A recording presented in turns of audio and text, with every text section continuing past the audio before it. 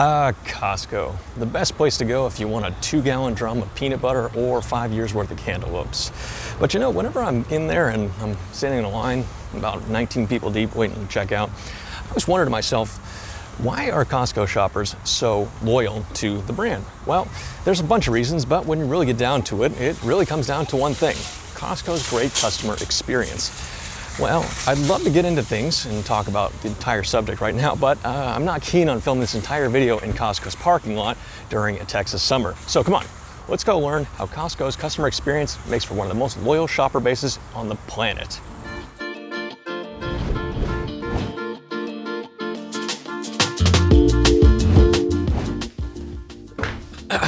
That's better. Okay. So, Costco's actually been around for some time now. It started back in the late 70s in the city of San Diego, California. Father and son team of Sol and Robert Price opened what they called Price Club, a warehouse-sized wholesale shop that operated out of an airplane hangar. Meanwhile, up in Seattle, two guys by the name of Jim Senegal and Jeffrey H. Botman opened up a shop called Costco, which operated under a pretty similar concept to Price Club. In 1993, both the shops decided to merge and became what was known as Price Costco for some time. Finally, in 1997, they decided to drop the price from their name and became Costco Wholesale Corporation, the warehouse giant that we know and love today. As of today, there's about 800 Costco stores worldwide. They operate primarily out of America, but they have locations in 14 countries abroad. And yeah, that's great for them, but really, what sets them apart from other wholesale clubs like BJ's or Sam's Club? I mean, the concept across all these wholesale clubs remains pretty similar, yet Costco shoppers seem to be the most loyal ones. In fact, Forbes reported that Costco has a 90% customer retention rate. That is insane. That's like Apple levels of customer loyalty. But here's where things get tricky. There isn't one clear factor that makes everybody keep coming back to Costco. It's more of a stew, made up of actions and experiences done by Costco. That said, let's dive into some of these actions and experiences that Costco does that really sets it apart. Alright, so first off, the key drivers in Costco's customer loyalty are trust, loyalty, investment, customer appreciation, and empathy across the entire brand experience. But this all goes back to one idea: customer experience. Think about it this way: if your shoppers hate coming to your store, they're not going to shop until they drop. They ain't gonna shop till they drop? Who writes this stuff? Now, Costco has 3 core customer loyalty categories: habitual, transactional, and emotional. The habitual and transactional customers choose the Costco brand because of services offered, prices, and the value of rewards, respectively. Meanwhile, the emotional loyalty customers of Costco keep coming back because of the way Costco makes them feel. That's right, you know what I'm talking about. It's the gust of crisp, conditioned air, the palette of bulk items right where you need them, the sweet call of elderly employees offering you samples of food you didn't know you need 40 servings of. That is the Costco experience. Or at least the tangible one.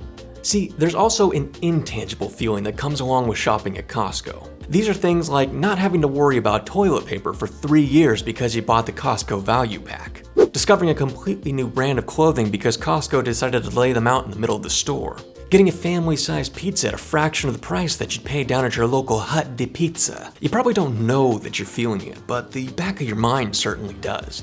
It all plays into this bigger sense of you chose the right store, which is a nice feeling, right? But feeling is just one of the factors that makes Costco so popular, though. See, when it comes down to it, a good chunk of shoppers couldn't care less about how a store the size of a football field feels. They just want to save their loot, their dough, their smackaroonies. They want to have good prices on good stuff. The strange thing about this, though, is that Costco requires all shoppers to buy an annual membership, which, when you really think about it, is kind of a weird idea. You're basically paying to shop. But here's the thing: it works. The exclusivity of being a member makes shopping more appealing and unique because you gotta be part of the Costco club to get in. Now, this concept is nothing new. The idea of paying membership fees to get into a place, it dates back to hundreds of years, but those clubs were more social in nature. Think country clubs, speakeasies, and I don't know, World of Warcraft subscriptions. The concept of paying for the privilege to shop at a store, though, is still kind of foreign today. That's why Costco has to make sure that it's worth the price of admission. And according to Costco shoppers, it really is. It starts with stuff like the Costco credit card. This little guy gives 2% cash back on everything that shoppers buy, incentivizing them to come back to Costco again and again to recover their annual membership fees. The thing basically pays for itself, so it's no surprise that Costco has a 90% membership renewal rate.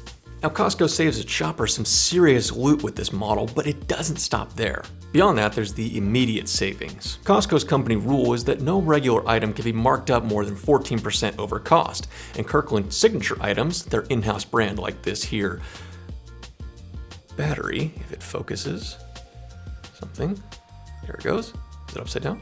There we go, yeah. Like this battery, can't be marked over 15% over cost. I'm sure you've heard the anecdote about how Kirkland vodka is actually just Grey Goose, or how some of their medications are actually just brand name stuff with the Kirkland label slapped on it. The point is, you're paying less for the same great quality stuff, and it shows. Business Insider found that in 2018, Costco grew to a $39 billion company, and the Kirkland signature items accounted for 1/3 of their overall sales. This relationship between savings and sales is one of the key drivers in Costco's continued success. But wait a minute, I haven't even talked about their secret weapon. 2 words: rotisserie chicken. Yeah, you've probably heard of these things. The famous $4.99 rotisserie chickens from Costco. These hens move massive amounts of units every single day, about 157,000 in fact.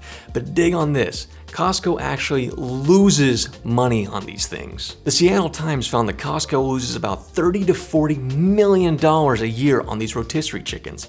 And why is that? It's because they're so gosh dang affordable. While other similar shops and grocery stores have had to raise their prices on rotisserie chickens to keep up with inflation, Costco, meanwhile, has stood firm on keeping these birds at $5 a pop. And they know these things are popular. Rotisserie chickens are actually among the highest selling things at Costco across the board.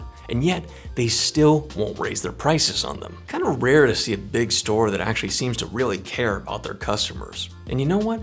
It's the little things like this, the magic touch, that elevates Costco to a different level against these other wholesale stores. And that touch goes beyond just a couple baked birds. Okay, so a typical grocery store has about 40,000 different items in their stock. Meanwhile, Costco has about 4,000 on display. They do this because while normal stores offer a variety of items, Costco opts to single out just one. That's right, one type of pasta sauce, one type of cashews. You name it, Costco's probably got it, but only one version of it. They do this because it serves as what Costco calls triggers, encouraging customers to branch out and maybe try a brand they've never heard of before, or simply that it eliminates the stress of trying to choose between the best paper towels around and the best paper towels in town. It doesn't stop there though. Costco also has what they call treasures, and these are items that don't stick around for long. Like a nice pair of jeans, marked way down of what you'd see the price of at a mall. But here's the thing, you gotta act on it fast because the next time you come to Costco, those pants might be completely gone.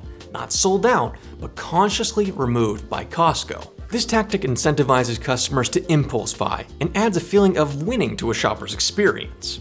Beyond all that, there really is something to be said about the overall experience of going to Costco. It really is an experience to go to one of these places, and it's not really something that shoppers just casually do. You can even fill up your car at one of their gas stations, which is usually much cheaper than going somewhere else, or you can go to their food court and get a slice of pizza at what is one of the most popular pizza joints in all of America. Who knew? The point is, even though plenty of other stores have tried to emulate the Costco experience, the little touches that Costco does really set it apart and make a shopping experience that's uniquely one of a kind. They trust their customer experience process and it pays off. So with all of that in mind, there's still just one question on the table. What the heck is SupportNinja, and why is some wannabe hipster guy from their company talking about Costco? Well, simply put, SupportNinja is a BPO or business process outsourcing company that knows a thing or two about great customer experience, just like Costco does.